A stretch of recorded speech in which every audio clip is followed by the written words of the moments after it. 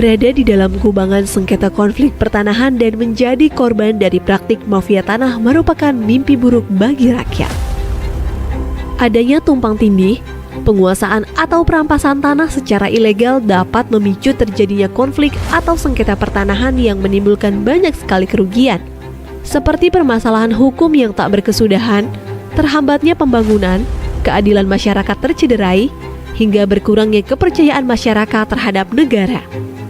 Karena itulah, Presiden mengamanatkan kepada Menteri ATR Kepala BPN dan Wakil Menteri ATR Wakil Kepala BPN untuk melakukan percepatan penyelesaian sengketa konflik pertanahan dan pemberantasan mafia tanah.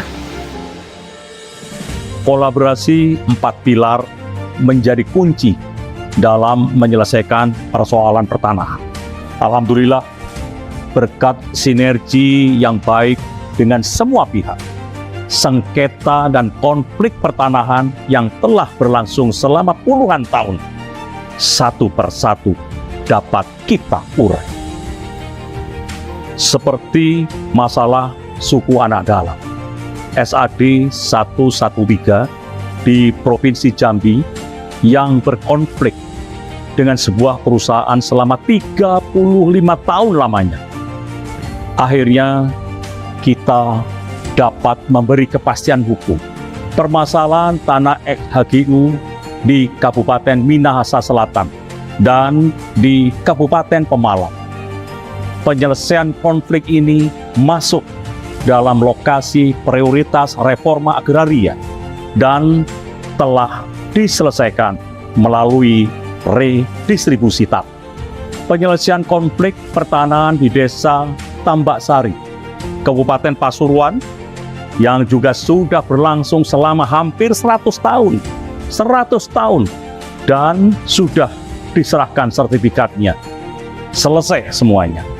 Di Makassar, kita juga telah menyelesaikan dan diserahkan sertifikat komplek hunian dosen Universitas Hasanuddin yang tidak mendapatkan kepastian hukum atas bidang tanahnya selama 40 tahun.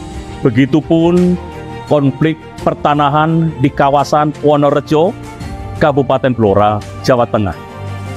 Juga telah diserahkan sertifikatnya oleh Bapak Presiden, di mana masyarakat telah menempati areal tersebut sejak zaman penjajahan Jepang. Diselesaikan dengan memberikan HGB kepada seluruh masyarakat di atas HPL.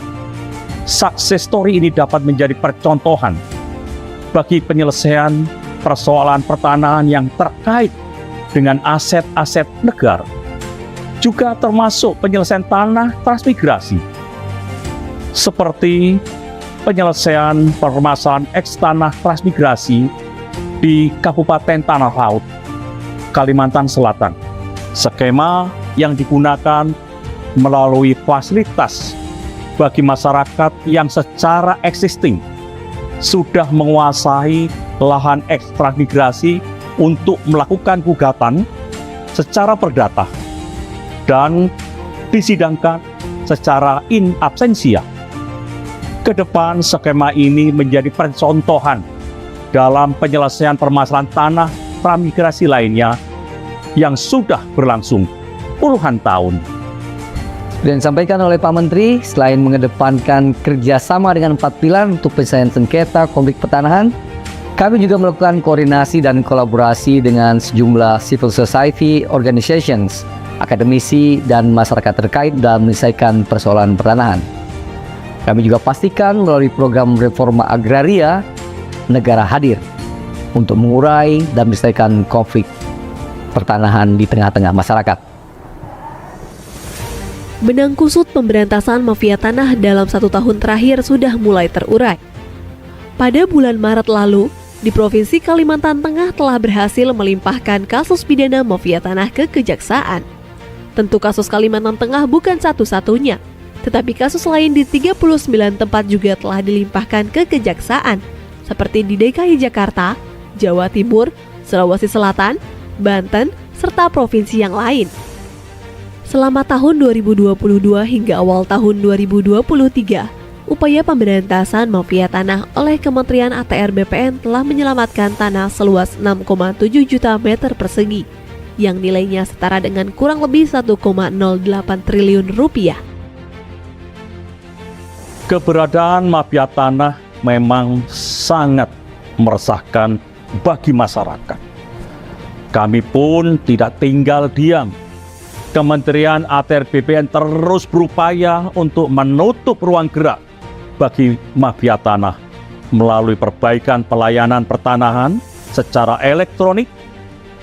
Saat ini sudah ada 4 layanan elektronik di kantor-kantor pertanahan yang dapat dinikmati oleh masyarakat.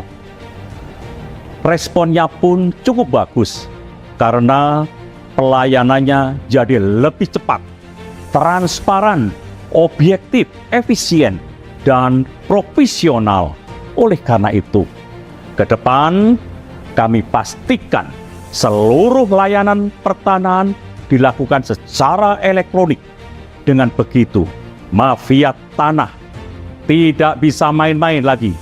Kalau nanti masyarakat masih menemukan ada mafia tanah, mari sama-sama kita gebuk. Keluhan, aduan, saran, kritik yang disampaikan masyarakat merupakan hal yang sangat penting dan mendukung peningkatan kinerja kementerian. Di awal menjabat, layanan pengaduan yang ada pada saat itu belum cukup responsif. Oleh karena itu, dibukalah layanan hotline pengaduan berbasis WhatsApp yang lebih mudah dijangkau oleh masyarakat.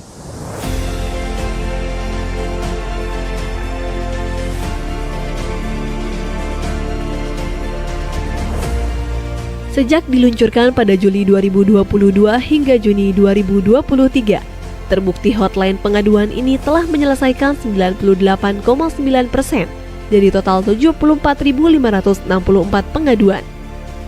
Saat ini, hotline pengaduan telah terintegrasi dengan 33 kantor wilayah BPN di seluruh Indonesia. Kedepannya, layanan ini akan terintegrasi dengan kantor pertanahan di seluruh Indonesia pada tahun 2024. Kementerian ATR BPN juga telah menerima pengaduan kasus pertanahan baik sengketa, konflik, dan perkara yang diadukan oleh berbagai elemen, baik masyarakat, kelompok masyarakat, badan hukum, instansi pemerintah, pemerintah daerah, dan BUMN, BUMD, baik terhadap objek yang berbeda maupun objek yang sama. Kami pun terus berupaya melakukan penyelesaian kasus pertanahan, mulai dari mediasi, administrasi, hingga melalui skema pengadilan untuk mendapat win-win solution antar berbagai pihak.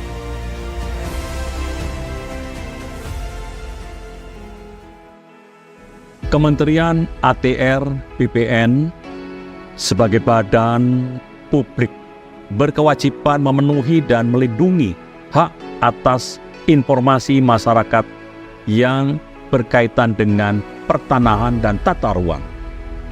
Memiliki komitmen untuk memberikan informasi yang transparan, tepat, akurat, cepat, dan mudah diakses oleh masyarakat, serta sejalan dengan nilai-nilai Kementerian ATR BPN, yaitu melayani, profesional, dan terpercaya.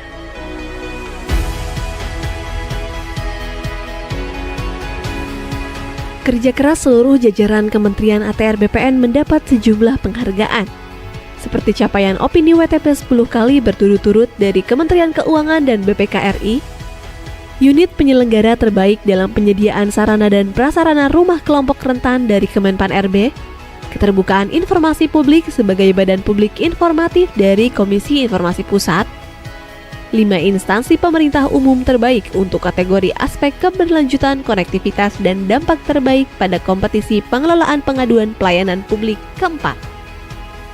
Dari segi penggunaan tanda tangan elektronik, berdasarkan penilaian dari Badan Cyber dan Sandi Negara atau BSSN, Kementerian ATR BPN merupakan kementerian kedua dengan jumlah tanda tangan elektronik terbanyak tahun 2022. Tanda tangan elektronik bukan hanya memudahkan dan mendukung efisiensi, tapi juga menghadirkan kepastian hukum yang setara dengan tanda tangan basah. Upaya peningkatan kualitas pelayanan publik yang dilakukan oleh Kementerian ATR BPN juga mendapat apresiasi dari Kemenpan RB yang menyatakan bahwa sistem pemerintahan berbasis elektronik Kementerian ATR BPN berpredikat sangat baik dengan nilai 3,55. 1 tahun bekerja untuk rakyat, untuk Indonesia.